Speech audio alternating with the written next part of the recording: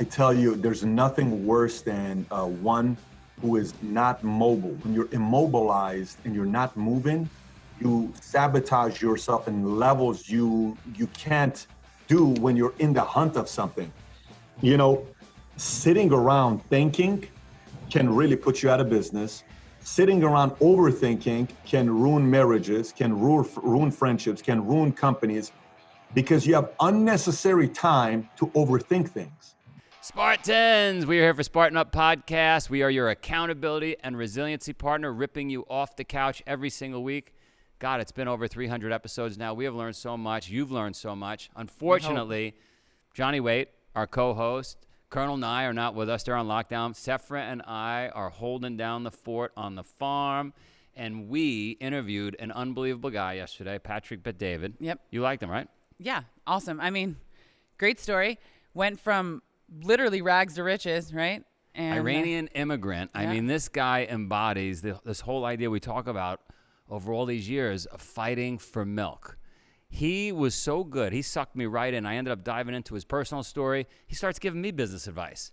But stay till the end. You got to watch this, because you got to listen to it, because he gives me some amazing things, not only for business, but for the quarantine that, quite honestly, I hadn't thought of, and I don't think you thought of. So as many great people as we've talked to, we want to hear from you, because maybe a solution that you've come up with, we want people to be able to read them in our comments, because you never know who it's going to help. So join the conversation, add your comments and tips below, and we'll see you after this interview. Let's watch this. This episode of Spartan Up is brought to you by Durolane, a single injection that may provide up to 6 months relief from osteoarthritis knee pain. Risks can include general knee pain and pain at the injection site. You can see full prescribing information at durolane.com.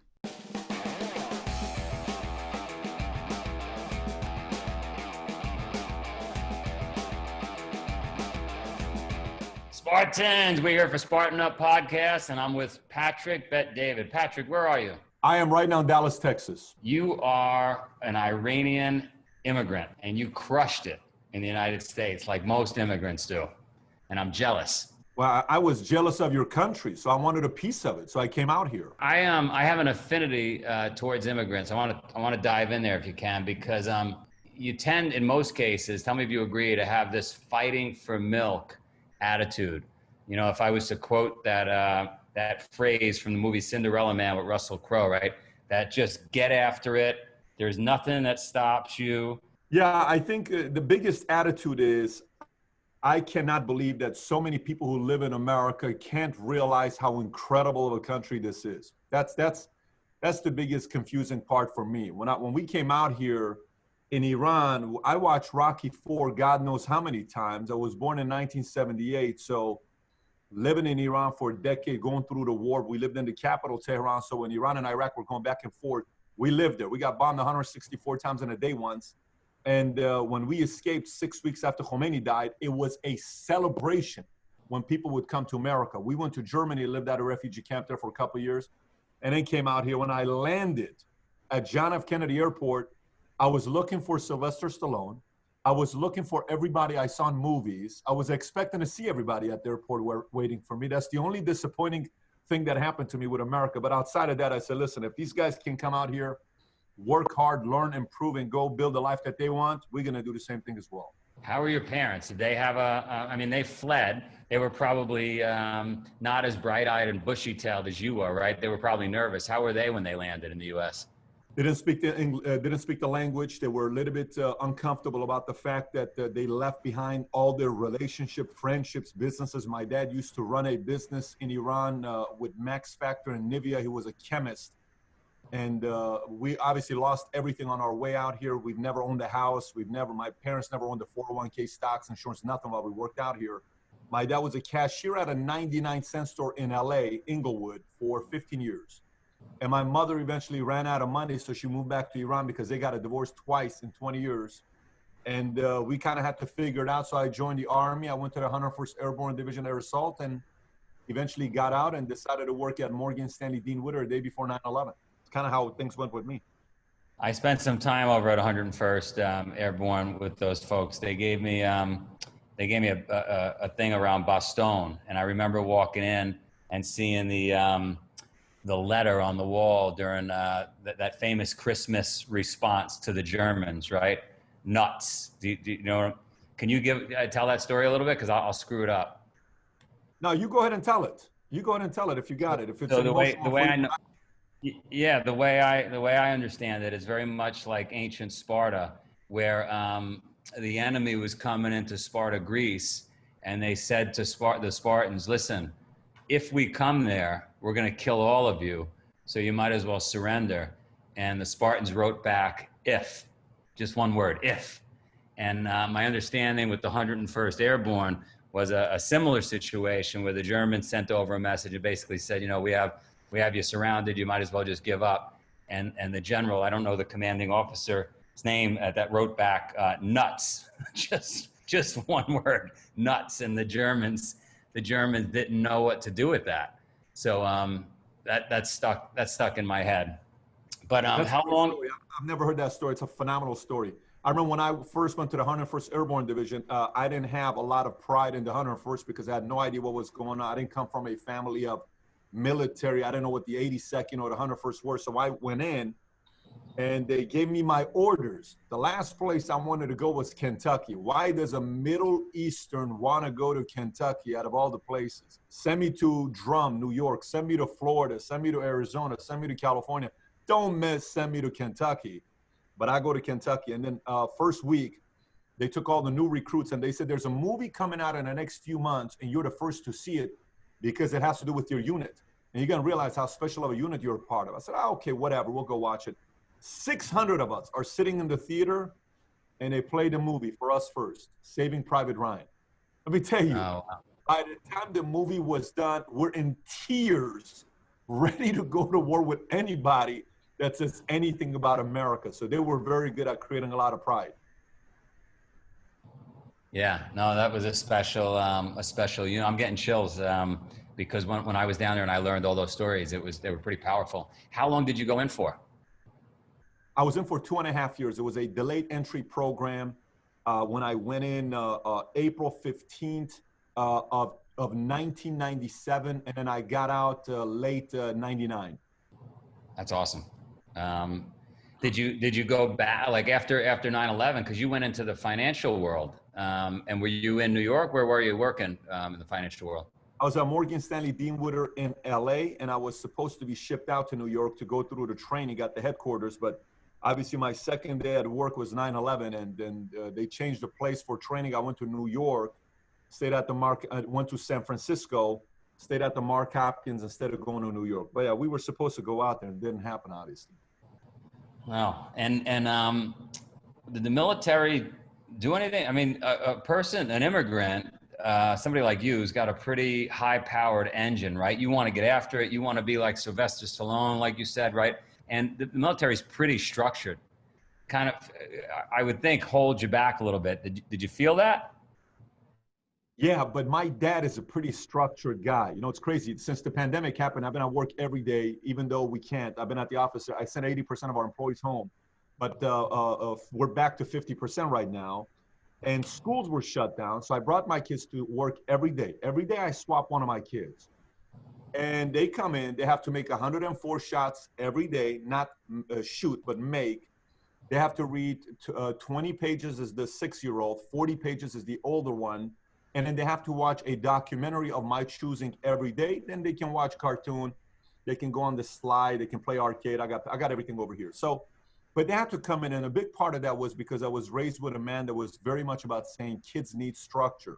So when I joined the military, the Tasmanian devil side of me hated it. But the other side that was raised by a man that was very structured kind of reminded of him. And it gave me a lot of safety. Believe it or not, military gave me a lot of safety. It's probably one of the best decisions I ever made in my life, joining the Army. Yeah, I have 4 children, and I parent. It sounds very much like you. I mean, we're very similar. I think I could have been a good immigrant. And I just torture them. And my second son, who is 12 now, says often to my wife that he thinks he's in the wrong family. That he was supposed to be somewhere else because I just killed him. And I think a lot that maybe, you know, I don't want to squeeze that enthusiasm out of him, but maybe he needs to go into the military. I just can't I can't break this kid. I like, he's so difficult. Were you like that with your dad? My dad was, for whatever reason, my hero. But when I went into the military and I came back, I was not very coachable as a kid. Like, meaning I didn't do well with authority. I had a 1.8 GPA in high school. I got a D in ceramics. Who the hell gets a D in ceramics? You know, I was the guy that I enjoyed math analysis, algebra, calculus. I enjoyed anything with numbers, but I failed biology. My teacher, Miss Tiffany, said there's two kids that don't even need to come to the finals because even if you get 100%, you're still not going to get a D. One was me and another one was a guy named Sean. We got up. She gave both of us a hug because she loved us and we left. I could care less about biology at that time. We want to chop up frogs for what? I don't have any desire to chop up frogs, but you go ahead and do it. So I was not one that did very well with authority, but my health and guidance teacher, her name was Miss Sinclair. Till today, I'm a pen pal. I write her letters. We write letters back and forth. I think she just lost one of her chickens. She has some interesting animals, but she changed my life. You know, she was a major in the Army. She ended up becoming a colonel in the Army as a reserve. And she was 4'11", and she says, Pat, you know, you need the military. I said, I don't need the military. She says, you need the military. I said, I'm not going to military. She says, just go meet with this guy named Sergeant Guerra. So I'm not doing that. So finally, the recruiter came in. I spent some time with him. I liked him a lot. He knew how to sell me very well. And then I was working at Burger King in Glendale and living in Encino at my sister's apartment. And one morning I woke up and we partied till 4 o'clock in the morning in the jacuzzi downstairs. I can tell you the exact address where I was at off of Havenhurst and Burbank.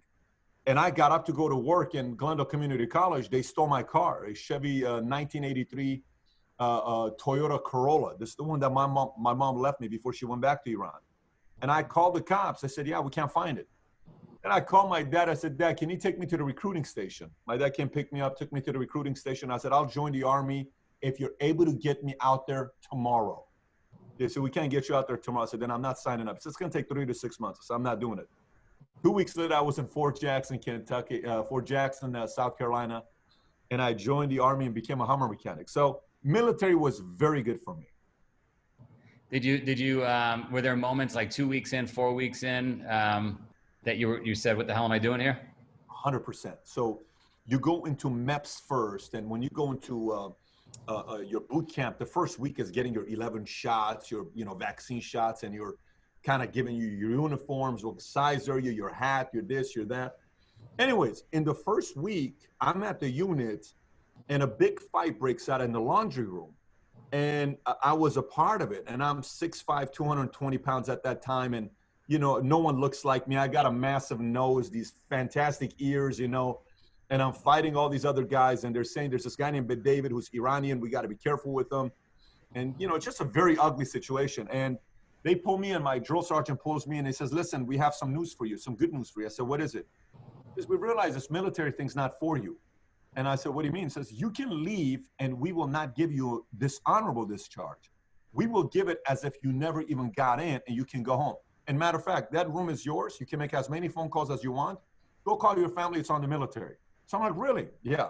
Because you couldn't call anybody. They were so protected by phone calls. So I go and I start calling all my friends from high school. And they're like, Pat, what are you doing in the first place being in the Army? Come home. We'll party. Everyone's asking about you. What the hell are you doing in South Carolina? You got to come home. And they said, are you done? I made like 3 hours of calls. So finally they said, have you made up your mind? I said, give me one night. So I go to my bed and I'm sitting down with my bunk buddy. Wiggins was his name. The guy was a former drug addict that joined the military, changed his life. Good guy. Still, we keep in contact on Facebook together. And he says to me, what are you going to do? I said, I don't know. He says, I think you should stick around. I said, I think so as well, because if I go back, it's like I'm giving up and my dad's going to be disappointed. He says, so what's your decision going to be? I said, I'll make a decision in the morning. I went to sleep. I woke up. I went to the drill sergeant. I said, I'm not getting out. He says, you're not getting out. I says, I'm not getting out. I says, listen, now that you don't want to get out, we're going to make your life a living hell to force you to get out. I said, I get it, but I'm not getting out. So the benefit was the level of stubbornness I had, that I wasn't going to let you force me to crack. It eventually got me hospitalized because, I was exhausted one day because I dig up way too many foxholes. And they said, we didn't tell you to do 6 of them. We told you to do 1 of them. long story short, it ended up working out for me, but there was a moment where I almost got out. Do you think that was a tactic on their part, that they were trying to figure out how to push the right button on you? I would be leaning towards yes, because military, it's all psychological. You know, they want to see if you really got it or not. They want to see if you're really tough or not, especially the guys that act hard. You know, they act hard on the outside, but on the inside, they're scared. They like to break those guys a lot. And let me tell you, they're very good at all the games. You learn that if you can handle that kind of manipulation and that kind of a mind games, when you get out in the business world, a lot of that's going to apply. And what the rest don't know is that you've experienced a little bit of that with some people in the military. So it is kind of helpful. So you get out, and you're feeling the itch to make money, I guess, is why you go to Morgan Stanley. No, I get out. I want to be Mr. Olympia. It's what I get out. My dorm room had pictures of bodybuilders everywhere. I wanted to be the next Arnold. I was going to go win Mr. Olympia. And I was going to go be a Hollywood star, you know, become a governor, and eventually, you know, marry a Kennedy type of a deal. That was my game plan. And I got out. I'm at Venice Beach, and I got an incredible physique. I'm a big guy at that time. I'm like 6'4.5", you know, 245, nice build. I go to Mr. Olympia to meet all the other guys and see what I need to be able to compete. And then I come back and I meet a girl named Janvier, and Janvier ends up, you know, we start dating each other, all this other stuff. And she worked at Morgan Stanley Deanwood. She was making very good money for herself. And she was the advisor to a lot of the Laker players. And long story short, I said, how do you make all your money? She says, I'm a broker at Morgan Stanley Deanwood. I said, how can I get a job there? She says, you need a degree. I went to UCLA. I says, I'm not going to UCLA. She says, they're not going to hire you. I said, okay, no problem. Let me see what I can do. At that time, it wasn't about monster or job or career build. It was all about faxing. This is 01. So I went out there and I created a resume, which was probably the least impressive resume Morgan Stanley ever got. It's Bally's, it's military, it's Haagen-Dazs, Bob's Big Boy, and Burger King. That's my resume. But on the cover letter, I put the best joke I had. And at the bottom of the joke, I said, if you're laughing after reading this joke, it's because all the clients that work with me are going to love me. If you want somebody like me, give me a call. I fax it to 100 different places. I even sent it to Goldman. They'd never hire somebody like me. TD Waterhouse, Smith Barney, Morgan Merrill, all these guys. I got 30 callbacks. 15 of them loved the approach and the joke, but they said, you're not qualified. The other 15 gave me an offer for an interview. 3 of them gave me an offer for a job. I took Glendale, Morgan Stanley Deanwood, and that's how I got started. I'm glad my son just showed up. This is the one I told you that I need you to enlist in the Army. And I want him to go in. This is Charlie. Say hello. Charlie, how you doing, Charlie? So my friend here also had an issue with authority when he was young and didn't listen so well. So he found that by going into the Army and then breaking him down and building him back up was very, very helpful.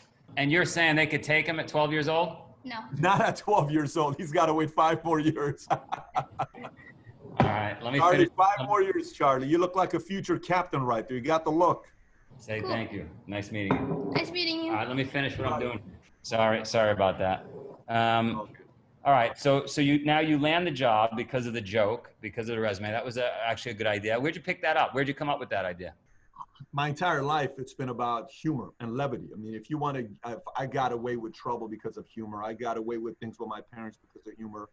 And the same applies in business world, selling everything. If you want to win women, business, sales, it's all levity and humor. So it worked out for me. How'd you do at sales? How'd you do when you were there? At Morgan? Yeah. I did good at Morgan, but I left Morgan a year later and I went to Transamerica. It's Transamerica that I made my first million. And then October of 2009, I started my own insurance company out of Northridge, California with 66 agents. And today we have 15,000 agents nationwide, nearly 500,000 square feet of office space, about 130 offices. De La Hoya is one of my investors. I'm the majority owner of the company. And we just had our biggest top line revenue month last month. We'll have a record breaking this month. We're on track for having, I think it's like 5 years in a row. We've grown a minimum of 75%, and we'll sell somewhere around 10,000 insurance policies this month, making us the biggest privately held company that's not bought out by one of the bigger insurance companies. So that's the company I'm the CEO and founder of. I'm knocking on wood for that's an unbelievable story. We'll be right back to this interview, but first a message from today's sponsor, Doorlane. You know that knee pain can really slow you down. Sometimes that knee pain is due to osteoarthritis, a disease that affects some 14 million Americans. Learn about osteoarthritis knee pain and how to alleviate it at oakneepainrelief.com. You'll find information there about non-surgical, non-opioid treatments for osteoarthritis knee pain that may help delay the need for knee surgery. One treatment you'll find there is Durolane, a single injection that may provide up to 6 months of relief from osteoarthritis knee pain. It's indicated for the treatment of mild to moderate osteoarthritis knee pain when conservative treatments have not worked. Risks can include general knee pain and pain at the injection site. Full prescribing information is at Durolane.com. Spartans say no to limits. You can learn more at oakneepainrelief.com. That's oakneepainrelief.com. All right, back to the interview. All right, I'm going to run something by you. Well, first, let me ask you a question. The policies you sell, life insurance, what are they specifically? What kind of insurance? Life and annuity. So I'm a Series 766 3126 life and health, which means I can sell stocks, bonds, mutual funds, futures, commodities, money under management, variable annuity, variable universal life, term, UL. I can sell everything. And you can do it nationwide, any state? Any state. I can do any of that because I'm licensed to do all of that stuff. I've been licensed to do that since day before 9/11. Since November of 2001 is when I got licensed. But what happened with me over the years is I read a book called Blue Ocean Strategy. Maybe you've heard of it before. And when I read this book, it gave a great formula on how to differentiate yourself amongst your competitors. And I kind of looked at the marketplace in mid 05, 06, 07. LIMRA is like the board of realty. LIMRA came out and gave a data that changed the game. They said the average insurance agent at that time was a 55, 56-year-old white male. This is in 2005, 2006, 2007. So when that happened, I all of a sudden saw Ron Paul go out there. He was running for office, and he raised $6 million on social media in 24 hours. It was a Guinness Book of World Record. Nobody could believe it. I said, interesting. Then I saw a 70-year-old man, Ron Paul, start getting momentum with younger audience. How is he doing that? Then I saw another man who was a one-term senator come out and run for office and due to social media raise a few $1 billion and become a two-term president. Then obviously today we have a president that wouldn't be a president without Twitter. So the power of social media played a very big role. And at that time I sat down and I said, okay, if the average agent is a 57, 56-year-old white male, what if we go the complete opposite? 30-year-old, minority, and women. What do you mean? That's exactly what I want to do. So what's PHP look like today? The average agent today is a 34-year-old Latino female. And if you were at our last convention a few months ago in July or August, our keynote speakers at our event, we had 8,000 people in attendance. I had Billy Bean there, Jordan Peterson, Kobe Bryant, and President Bush was at our event. And the year before that, we had Kevin. We had a lot of interesting guests. But if you come to our event, you look around and say, there's no way in the world this is an insurance company. The industry is blown away by it. All the major Fortune 100 insurance companies that we sell, and they come and they watch us, they cannot believe what's going on. So we targeted an audience that nobody was touching, and that kind of worked out in our favor. All right. So here, first of all, congrats. That's an incredible story. I'm jealous. I'm jealous that you were an immigrant. I'm jealous that you went into the 101st. I'm jealous that you came out and got, like, I'm a little annoyed, to be honest with you, that I feel like I wasted my life here. I have this idea for the last 5 or 6 years. I've been lucky enough to meet with all the big COOs and CEOs of the big insurance companies around the world, AXA, this one, that one. And this idea I have, I want you to tell me if it's a good idea or bad idea. I've got 1.2 million people a year. Actually, now it's post-pandemic. When the pandemic's over, it'll be 2 million people a year because we bought our competitor that are signing up for races. My feeling is we should give those people a one-day life insurance policy. 1 day. Just the day you do the race, we're giving you a life insurance policy, right? Once they do what they're probably going to do, by the way, when they get that digital certificate that they got that policy. Now, the salespeople would follow up after those races, and you would have warm leads. You sold them the first policy potentially they ever had for that 1 day policy. And for the life of me, I can't get anybody interested in that. Is that a crazy idea? It's not a crazy idea, but I tell you, it's even bigger than that for you. Look, you built something significant. You have to realize what you built is something everybody knows, and it bleeds into every industry. It's not just finance. People that have participated in what you put together come from entertainment, come from military, come from finance, they come from real estate, they come from Hollywood, they come from everywhere. It doesn't matter what it is, and they come to a place and they're able to share something in common, which is what you put together. And they get to compete and they get to go out there and kind of see what they're made up of. It's a beautiful test that you put together. And 2 million is a solid number. I think the one thing you got to be thinking about is the fact that, and by the way, your first name is it Joe? Is Joe? Joe, yeah. Joe is fine. Joe, Yeah, Joe, yeah. So what you got to be thinking about is the fact that you have something very special in your hands. And let me tell you what you have in your hands. Today, the pandemic has proven that you are more effective than gym models. And you have an ability right now to really take this thing to a whole different level. Now, obviously, this insurance stuff you do, yeah, you can do things like this, and it can be a lot of one-off stuff you can do on the side. You can create joint ventures with other businesses to bring a lot of revenue in. But you right now have access to 2 million people from different industries where your next, I'm going to put a plug for my book. Your next 5 moves is business strategy. Your next 5 moves is going to determine what you're going to do with that 2 million. What do I mean by this? Look, there's a lot of people that have followings that don't know what to do with their following. They don't know how to monetize the following. They just kind of see the following that they have. And I don't think you started your business to be a billionaire. Oh, I'm going to go be a billionaire. I think you started it because there's a crusade. There's a story behind it. I did it because of X, Y, Z reason. And whatever that may be. You seem like a very disciplined guy with the way you raise your 4 kids, and you're tough on them, you're challenging them, even your son coming in, just kind of watching that interaction.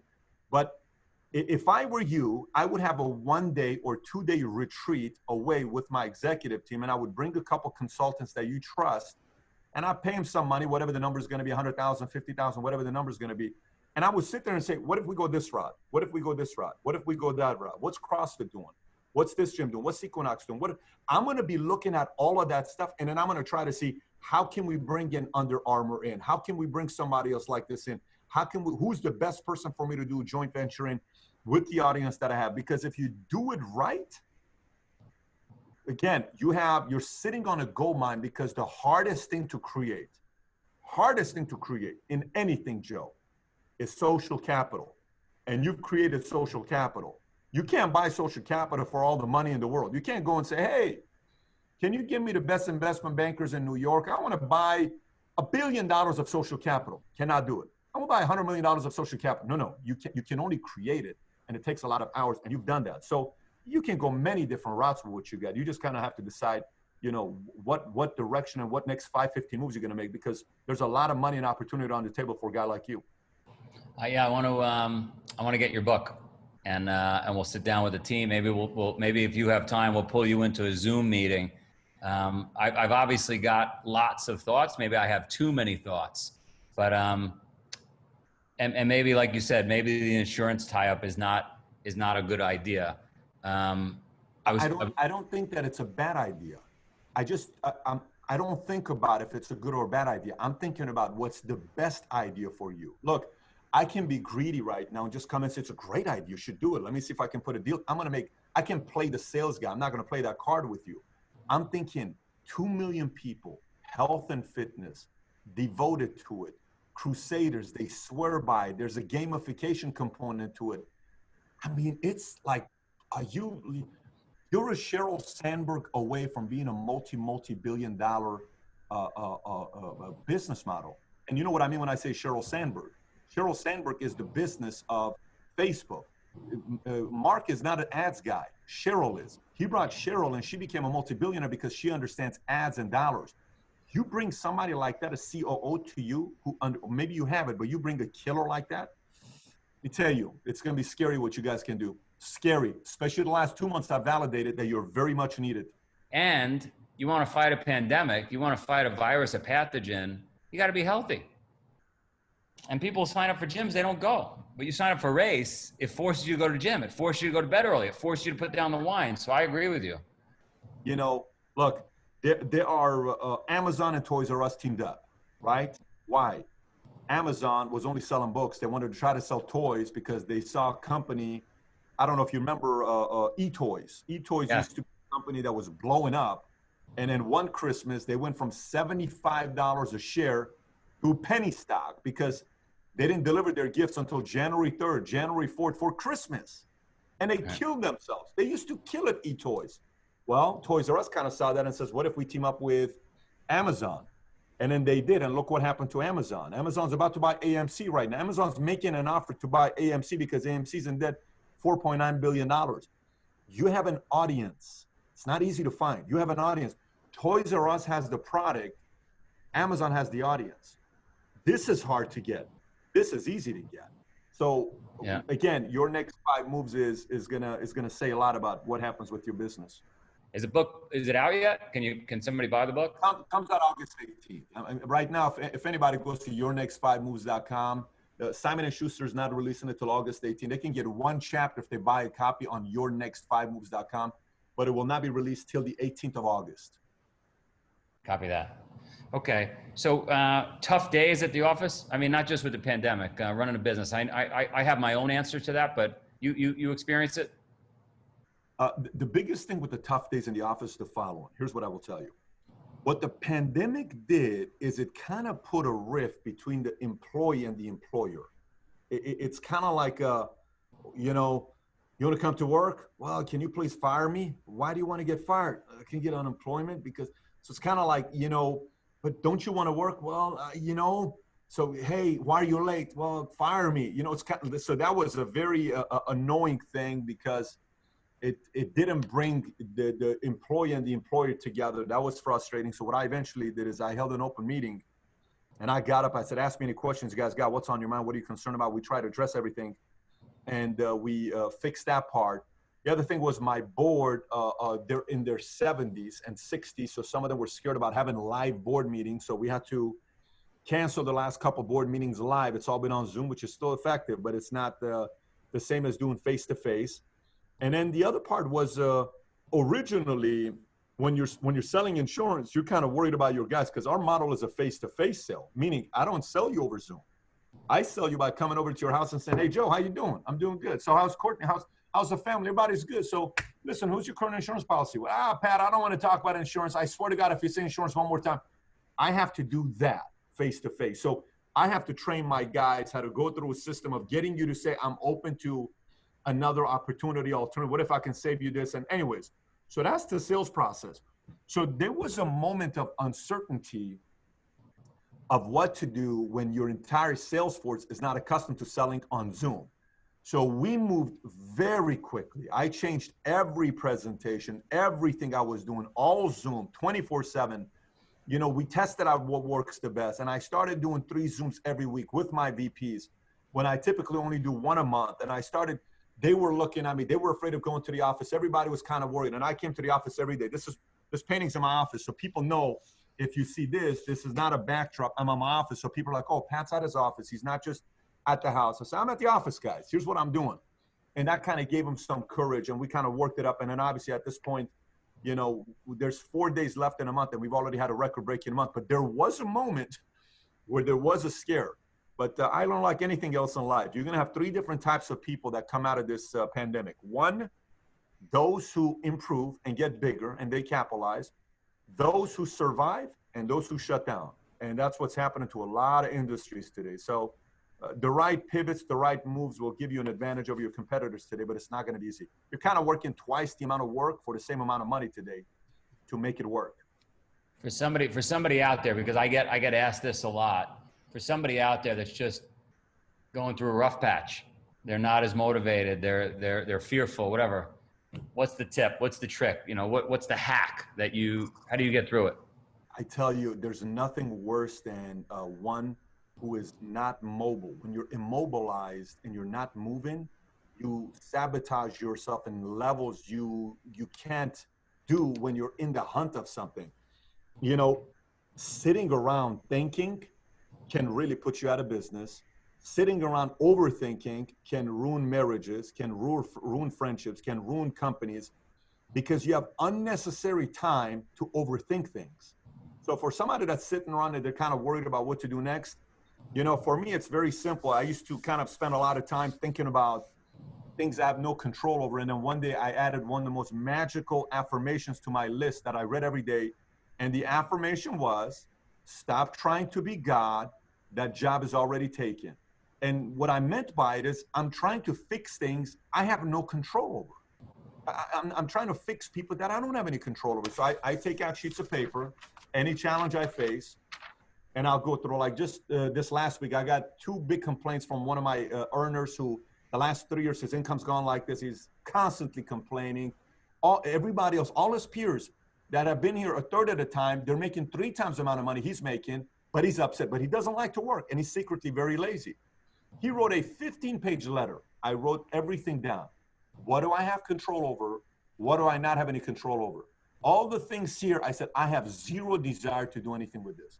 Everything I have control over, which was 2 things, I'm going to double down on that. So for somebody that's in a place right now, they're worried, they're stressed out, they're concerned. I totally get it. I understand there's 41 million people right now unemployed. 1 out of 4 doesn't have a job. A lot of weird things going on.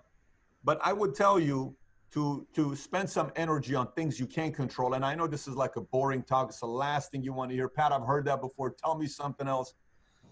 This is going to sound weird for me to say the second part. I don't know how to say this, man. Handouts are not good for your identity. Here's why handouts are not good for your identity. My dad hated owing people money. I always wonder, why is this? He hated it, couldn't stand it. And, you know, later on, I'm like, what is wrong with this guy? I mean, you know, business, you're going to be in debt sometimes. You're going to have some debt. There's good debt, there's bad debt. I say, yeah, I mean, there's good debt, bad debt. But sometimes when someone hands something out to you, not a gift, but a handout, sometimes your mind, you start believing you're a victim. And when you start believing you're a victim, forget about coronavirus being a dangerous virus that gets a hold of your body. There is nothing more dangerous to your life, to your kids, to your marriage, to your sanity, to your happiness, than you catching the virus of victimhood. When that gets a hold of you, get ready to waste 20 years of your life being miserable and nothing advancing. So for me, look, I totally understand. I understand that some people are experiencing challenging times, issues, all that. I fully get it. I fully wish nothing but the best for those folks. But I'm also somebody that typically goes to long-term thinking, long-term solution. My challenge for you is going to be to do whatever you can to not position yourself as a victim, because if you don't and you come out of it, the level of respect you'll have for yourself will cause your eyes to look a certain way when you talk to people, and everybody knows this is what gives confidence. Not your smile, not your hair, not your body, these 2 things. And this cannot be accidentally confident. Somebody looks at you and says, that guy's confident. I don't know why. Something's happened to this person's life to have that kind of confidence. And when you take too many handouts and you play the role of victim, you can also tell here. I don't recommend you having that look. So I'd recommend those guys to stand up and pick yourself up and chin up and do whatever you can to your best of your abilities today that you control, and eventually everything's going to get better. Well, hopefully all that money that was sent around to folks, those checks from the government, I know that were meant to, to help people, but hopefully that doesn't trigger some victimhood, to your point. That's my challenge. But there are people that needed it. Yeah. But not 41 million of them. I agree. Not 41 million of them. No way. Pat, you're awesome. I can't wait to get the book. And we're going to do a Zoom call if you allow it with the team. And we're going to make our next 5 moves. Brother, I had a good time with you. I'm looking forward to it. I told you it was going to be awesome. I know. So here in the barn, we're fighting that virus of victimhood. I mean, it's so true. You really can see it in people's eyes. I never thought about that before. You know, one of my favorite sayings is, if you get in your own head, you're behind enemy lines. If you're overthinking things, then you're going to fail. It's like, you got to do it. Analysis paralysis. I've been telling you this for years. No one listened to me. The deal is, you can make a good decision, you can make a bad decision, but you can't make indecision, right? Yeah. If you just sit there stuck on the couch and you're not going anywhere, you're going in circles. And I've seen so many people talk themselves out of good things. I've done it. Where you just talk yourself out of a good thing because you look at all the positives, you look at all the negatives, you're afraid to take that first step. That's why we talk about fire, ready, aim. Exactly. Take the shot. Take the shot. right? See where it lands. You might fail, but that's okay. Yeah, it's the same thing that my mom, she grew us up saying, whatever you do something. Because I think the thing is, you can't plan for the serendipity that happens when you're actually in motion. How many times were you like, how is this project going to work out? Even when we were just stone facing that next cabin. The people who you need show up. It's that adage, when you build it, they will come. And the only way they're going to come is if you're starting to build it. So let's just go through a few things. First of all, Yeah. if you're listening, Sephra has a pair of pink boxing gloves on. Secondly, Bum, bum, bum. when she mentioned stone facing, we don't smoke pot here. There's a cabin. There's a cabin on top of the mountain on the farm where we are. And as one of the projects for the containment, we went up there and we stone faced. We built a stone wall Right. in front of the cabin, which is awesome because you got to keep yourself busy, and it gave us something to look forward to. And I scraped off half my fingers learning that I should well, wear gloves. because we told Sephra to wear gloves, but she said, I'm so tough, I could mix cement with my hands. Right, so I don't have, but I'm not doing that victim thing, so now I got boxing gloves on, we're ready to fight. What else did he talk about? Well, the thing that I think that he always says, and Joe, I think this is interesting for you because you help people get their ideas done. People throw a million ideas at you. Good idea, bad idea. You said, let's go, let's try it out. But what he said when he says, well, focus on what the best ideas are. And I like it, but I don't know, how do you do that? There's not you can't Google, is this the best one, right? Oh, so you that's a could good sit point. around and try to figure it out, but I'd be lying to you if I knew. I mean, we have a lot of ideas at the company. Just yesterday, one of our senior execs was saying to me, hey, you got to focus on more content. And I said, of course, we got to produce content, but at the end of the day, we're a race company. Right. Should we have created indoor bicycles and made Peloton before they did? Yeah, I guess, Yeah. but I you know what I mean? How would you know? When I first saw Peloton, I didn't think it was a great idea. So Now it's huge. yeah, so I guess you got to go with your gut and ascertain. Again, comment, you guys. Let us know. How would we know when it's the best idea? We don't know. We're looking for advice just like anyone else because we try things. You go with your gut. We follow our instincts, but And then I think you prune the bad ones. yeah, you prune the bad ones, which only allows fruiting bodies and more growth. Great analogy, Joe. She took off her gloves. should've- We just high-fived for those listening. I think, what else did he say? I think, there's three types of people that are going to come out of this situation that we were just been in. Those who improve, those who survive, and those who shut down. I mean, Don't be a shutdown. Yeah, shut down is just a letdown and a bummer. I mean, who wants to be around? Don't be a shutdown. Yeah, And or shut in. don't just survive. Thrive. Thrive. Yeah, Right? Improve. and swim out in that blue ocean. See where there's opportunity and take a chance and have fun. Because as he says, if you don't take those chances, you're not going to be that fun of a person to be around for the next 20 years. By the way, let's go down that rabbit hole. Yeah. For those of you out there that might not have understood what he was saying when he mentioned the word blue ocean, there's a book out there. And that book talks about this idea that in his industry, everybody that was selling insurance was 57 years old, white male, probably a little tired. Right. And he said, wait a minute, why can't I be in this exact industry, but do it a little bit differently? Just like Whole Foods did groceries a little bit differently. Peloton did spinning a little bit differently. Right? Yeah, so find what you love, find the industry, find what gives you passion, and then take that eagle-eye perspective and zoom out a bit macro and say, well, where is this being missed? Where are these blind spots and these loopholes? And then you can say, that's how you can really disrupt an industry, and that's how you can really innovate, is by seeing where people aren't being accessed. And, I mean, that seems like a good thing for entrepreneurship. Oh, listen, there's another Marion's thing he mentioned that we want to talk about. His book. Thanks, Marion.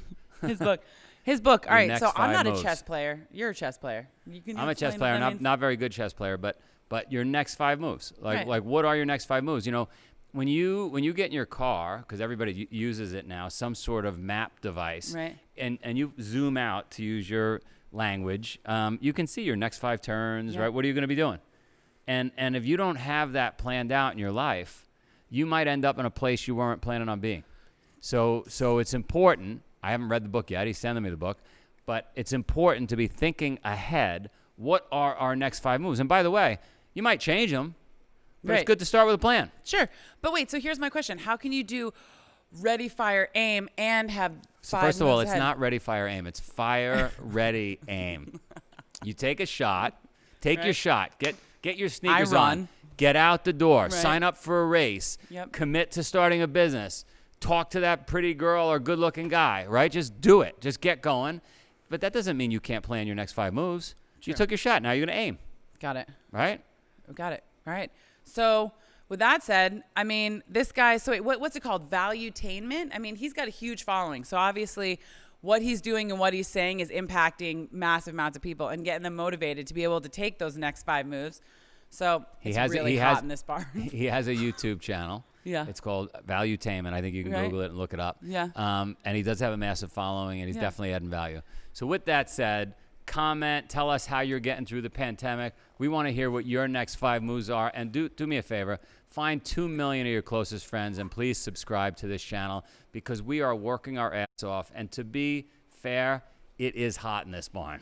So let's go. Yeah. Give us your best ideas. We're here. Catch you later. This episode of Spartan Up is brought to you by Durolane, a single injection that may provide up to 6 months relief from osteoarthritis knee pain. Risks can include general knee pain and pain at the injection site. You can see full prescribing information at durolane.com.